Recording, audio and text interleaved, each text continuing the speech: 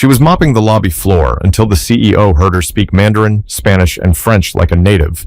What happened next shocked the entire company.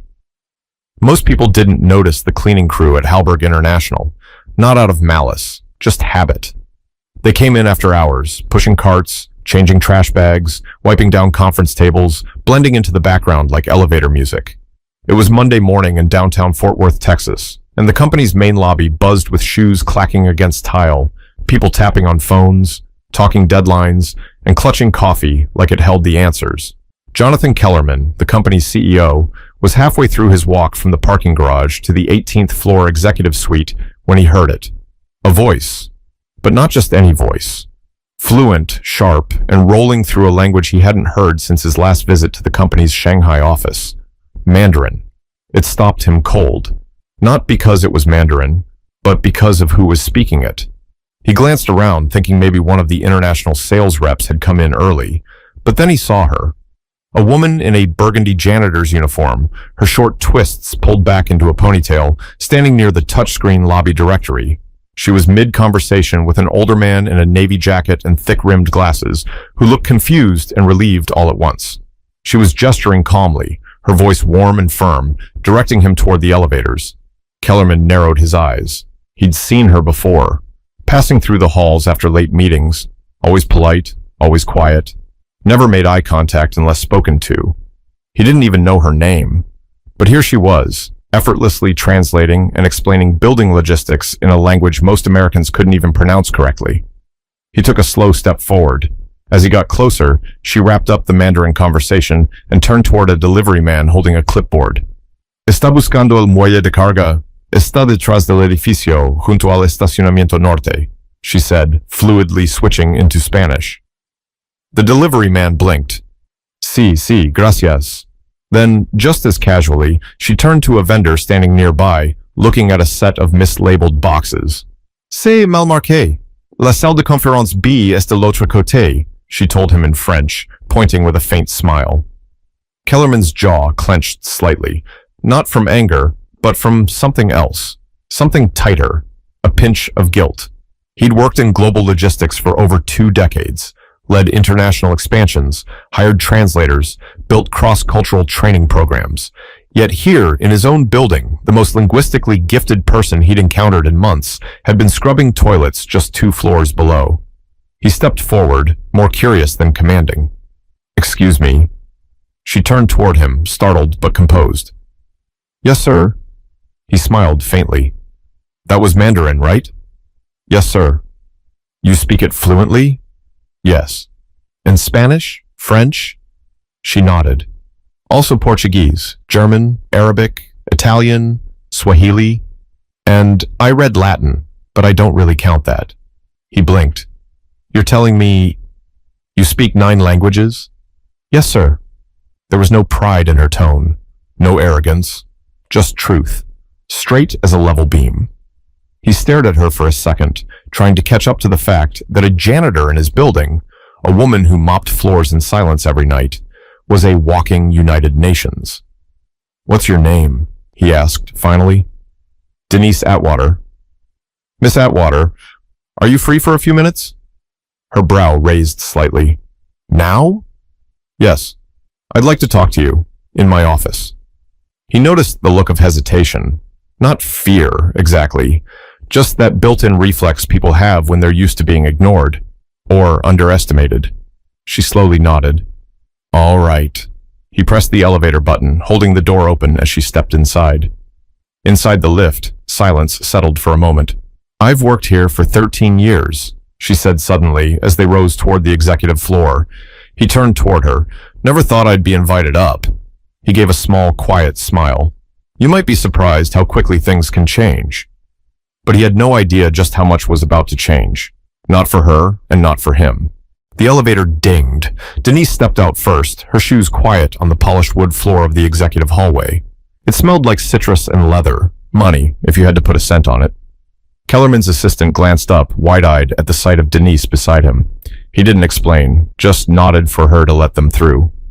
Once inside the glass-walled office, he gestured to a chair across from his desk.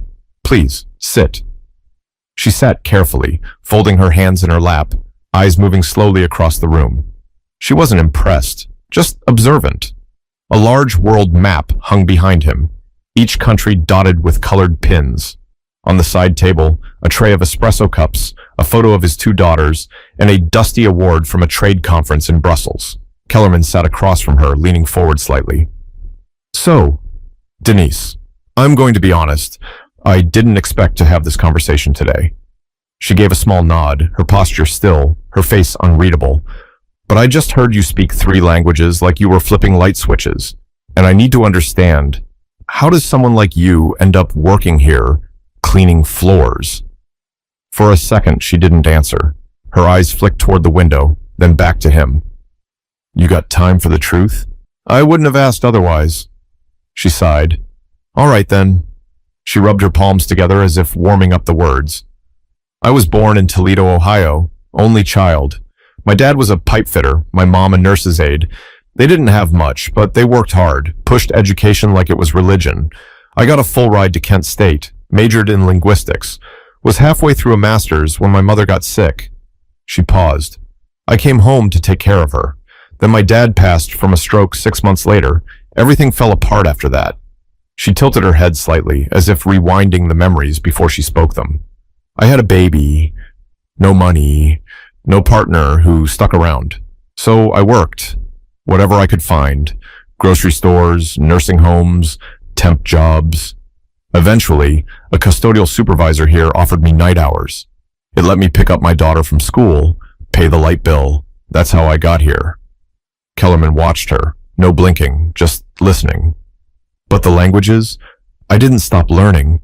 I borrowed textbooks, listened to recordings, read newspapers in 5 different tongues just to stay sharp. It's what I do. It's the only thing I do that makes me feel like I still matter. Her voice didn't waver. It wasn't rehearsed or poetic, just plain.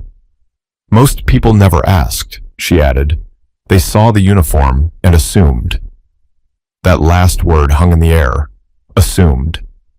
Kellerman sat back in his chair, the weight of her story settling into his chest like a stone. She cleared her throat. Look, Mr. Kellerman, I'm not saying this to make anyone feel bad. I'm not bitter. Life happened. I did what I had to do. I still do. But you asked, and that's the answer. He exhaled slowly. Denise Atwater was brilliant. That much was obvious now. But she wasn't asking for pity or even a handout. She was giving the truth. Clean, clear, and a little heartbreaking. You ever think about doing anything else? He asked. She gave a small shrug. Sometimes. But it's hard to dream when your rent's due. Silence fell again, but it was different now, denser, full of something unspoken but powerful. Kellerman reached for his notebook, jotted down a few lines. What are you writing? She asked, her voice still calm, but a little curious now. He looked up at her. Ideas. But one idea in particular was already forming in his head, and it wasn't small. The conversation stuck with him all day. Even during budget reviews and vendor calls, Jonathan Kellerman's mind kept circling back to that morning. To Denise Atwater, her calm voice and the quiet way she'd listed 9 languages like they were nothing. That kind of fluency didn't just happen. It took years of discipline, curiosity, and heart. Around 3:45 p.m., he left the executive floor and rode the elevator down to the building's service level. He wanted to see something for himself. Down there, the air was warmer. The walls were off-white, scuffed from carts and boots. He passed by maintenance crews, break rooms, stacks of bottled water, and finally reached the janitorial supply room. He spotted Denise through the open door, restocking microfiber cloths on a metal shelf. Mind if I bother you again? He asked, stepping inside. She turned, slightly startled. You came down here? He smiled. Couldn't stop thinking about our talk. Listen, I have a favor to ask. She wiped her hands on her shirt. What kind of favor? There's a meeting upstairs. A group from the Sao Paulo office came early, and our translator canceled last minute. Can you help? She hesitated for only a second. Portuguese? Yes. I can do that. Minutes later, they were in conference room 4C. 4 Brazilian executives sat awkwardly, checking their phones.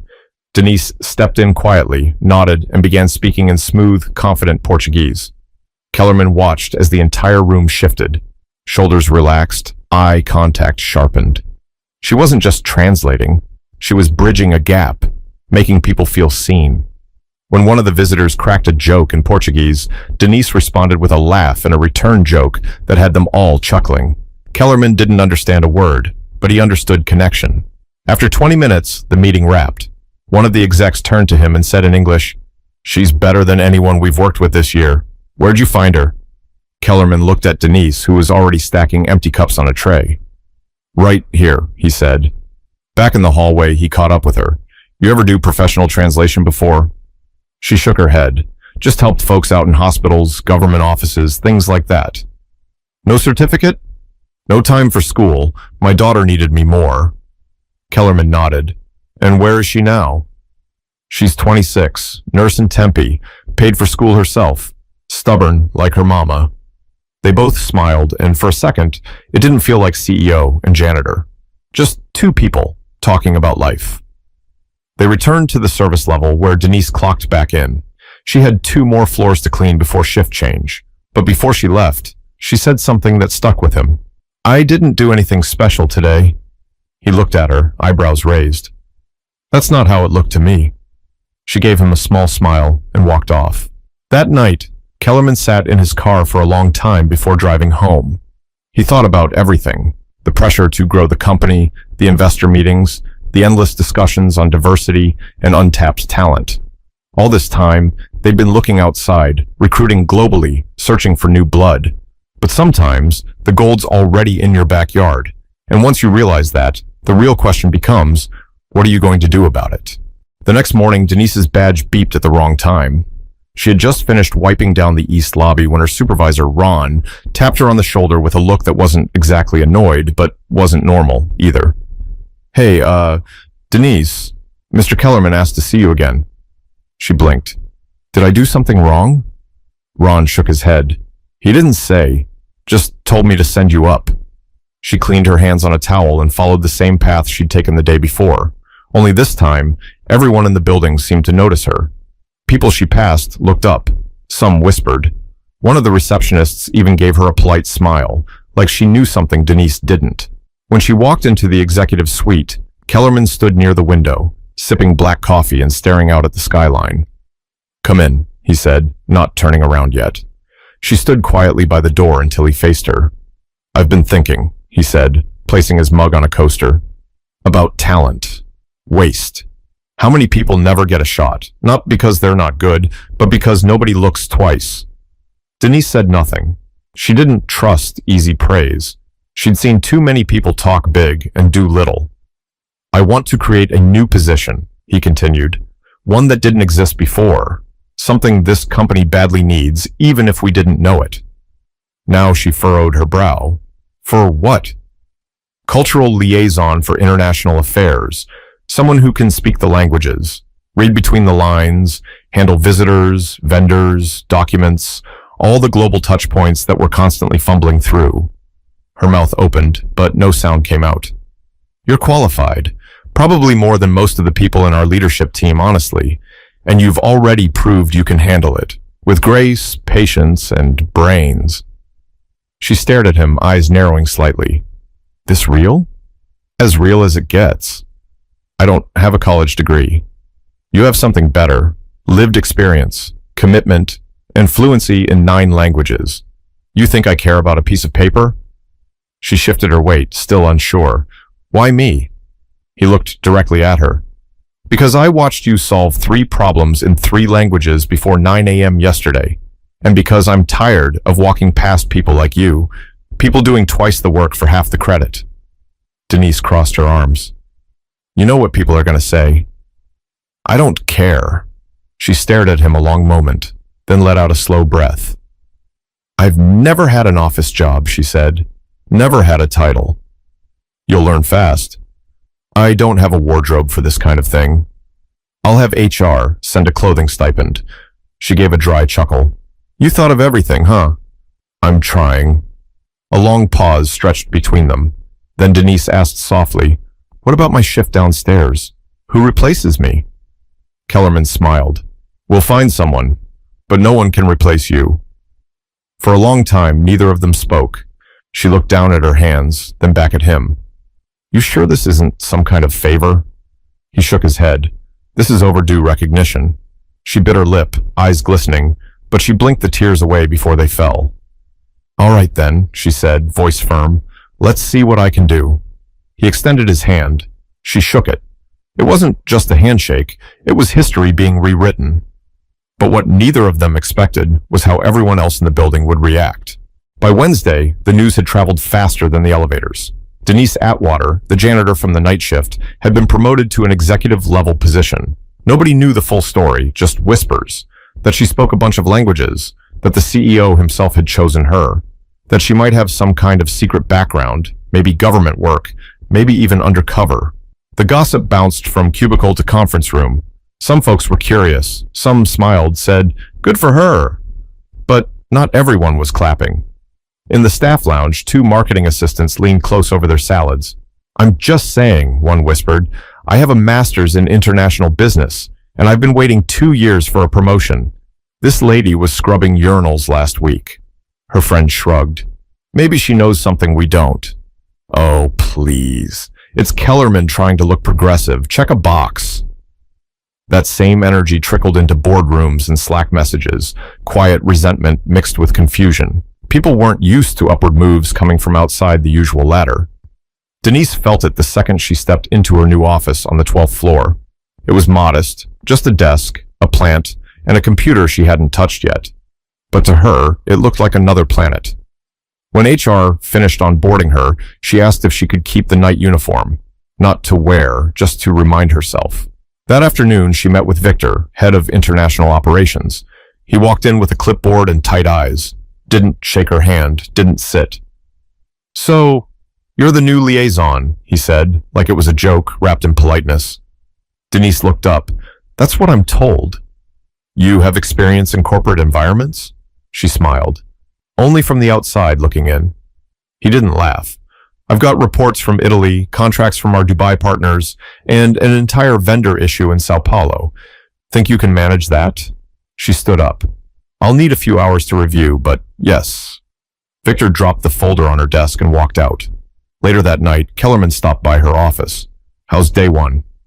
She exhaled, leaned back in her chair. "I've had worse." He smiled. "Victor give you a hard time?" "He doesn't scare me." "I figured." She paused, then added, "But can I ask you something?" "Anything."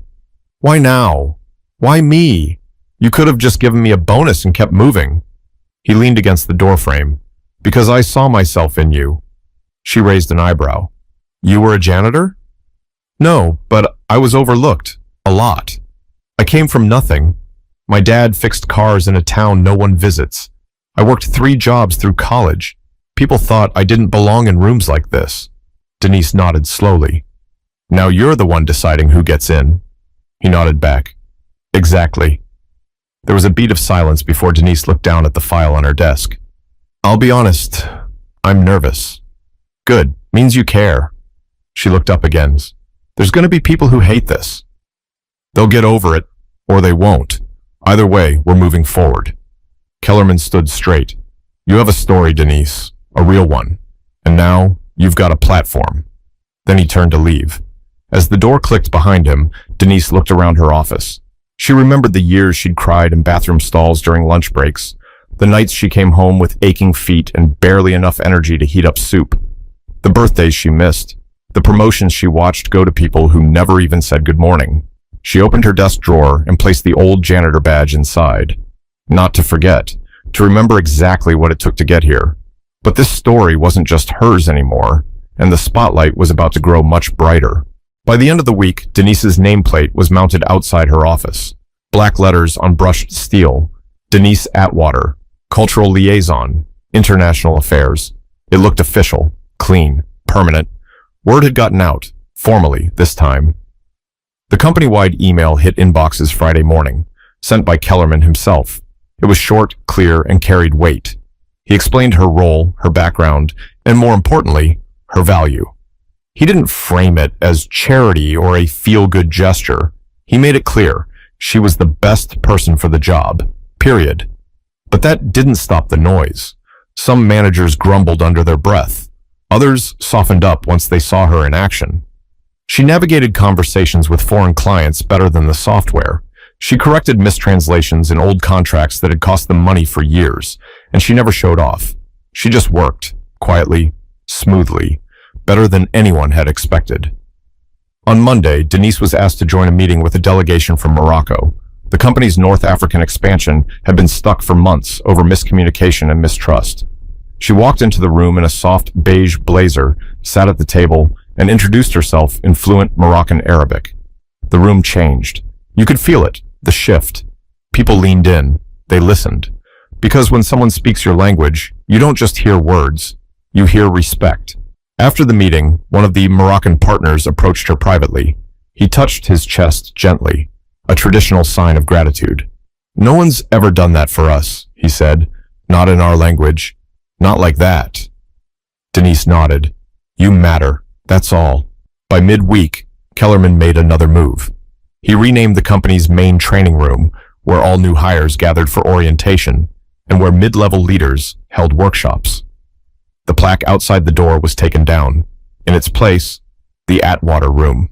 No big announcement, no party, just a quiet sign and a shift that meant more than flowers or cake ever could.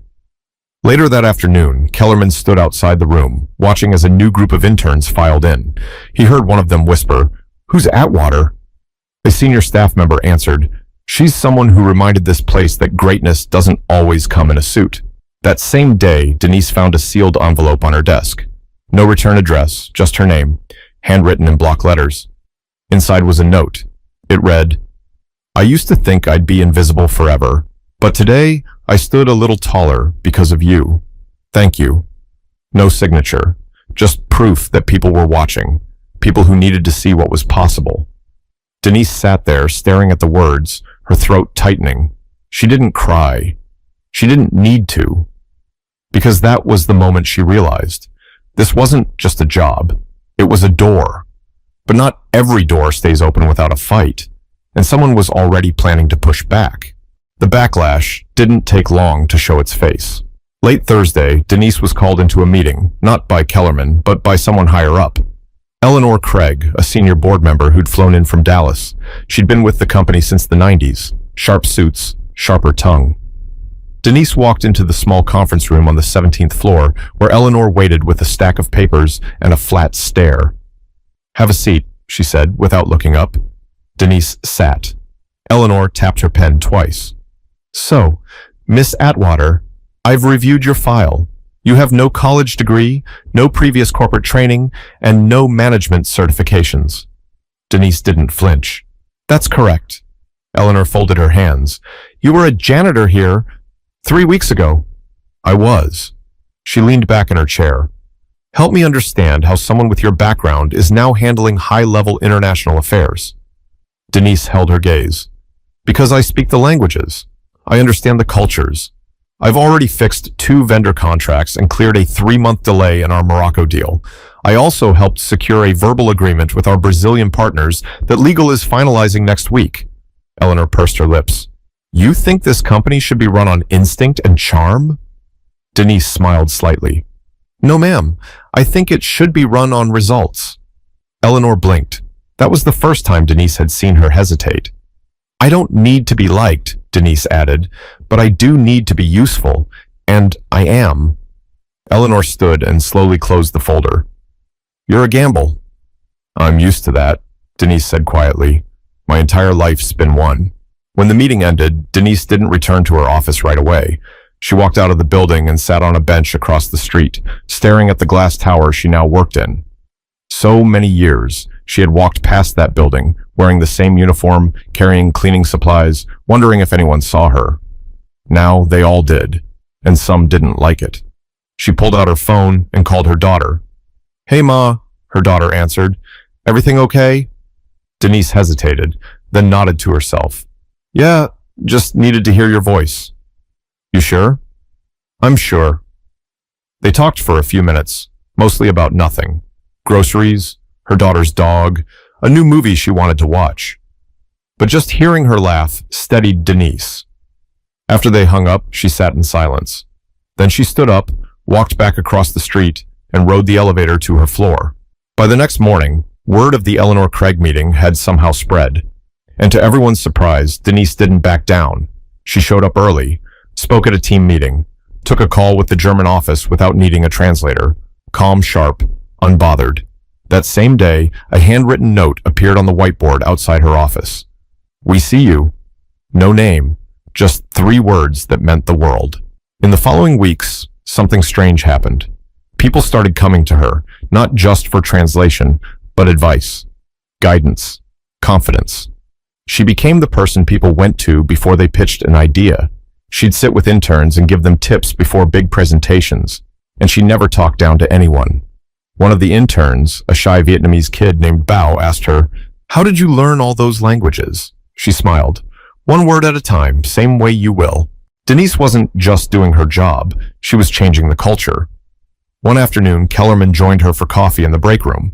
"Been hearing good things," he said. She sipped from her cup. "Been trying to ignore the bad ones." "You're making waves." She looked at him. "That a good thing?" He smiled. "Around here? It means you're doing something right." They stood in silence for a moment. "You know," he added, "I've been thinking about starting a training program for internal talent, especially folks working non-desk roles. There's probably more Denises in this building." She nodded. "There are. They just haven't been seen yet." He looked at her. "Want to help me build it?" She smiled. "Already started in my head." By month's end, the pilot program launched. A new initiative called Voice Inside, designed to give workers across departments access to language training, leadership mentoring, and visibility across divisions. It was Denise's idea, and it caught fire.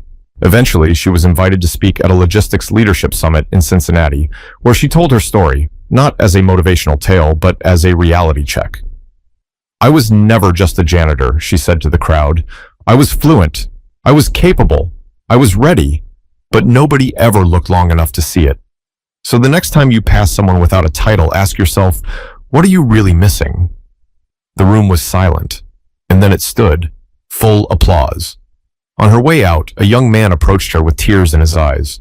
"My mom's a housekeeper," he said, "and she speaks 5 languages. I used to be embarrassed to say that." Denise touched his arm. "Don't ever be ashamed of where you come from. The only thing to be ashamed of is staying blind to brilliance." She walked out of that building taller than she ever had in her life. Not because of the applause, not because of the promotion, but because she hadn't changed who she was to fit the role. She'd brought herself, every layer of her story, with her. And that made all the difference. Never assume you know someone's worth based on what they wear, where they work, or what their resume says. Talent has no dress code. Intelligence doesn't need permission. And brilliance can walk past you wearing a name tag, holding a mop. If you've ever been overlooked, underestimated, or ignored, keep going. The right person will see you. And when they do, don't be afraid to take that seat at the table. Better yet, bring a few more chairs with you.